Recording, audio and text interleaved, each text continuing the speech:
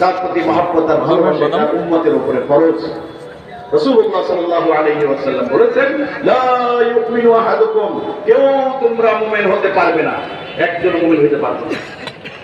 তো কি করলে মুমিন হওয়া যাবে? হাত্তা আকুনা আহাব্বা ইলাই, যতক্ষণ পর্যন্ত আমি তার কাছে মহব্বতের পাত্র না হব, তার চেয়ে বেশি, মিন ওয়ালিদিহি, তার বাবার চেয়ে, ওয়া ওয়ালাদিহি, সন্তানের চেয়ে, ওয়ান নাসি আজমাইন, সমস্ত মানুষের চেয়ে বেশি মহব্বত করতে হবে আমি মুহাম্মদুর রাসূলুল্লাহকে সাল্লাল্লাহু আলাইহি ওয়াসাল্লাম। বলেন না সাল্লাল্লাহু আলাইহি ওয়াসাল্লাম। একবার দুরূদ শরীফ পড়লে কয়টা রহমত নাজিল হয়? বিশেষ 10টা রহমত নাজিল হয়। 10টা রহমত নাজিল হইলে আপনার কি অশান্তি থাকবে? না, রহমত তো আসি হলো কি নিয়ে? শান্তি নিয়ে।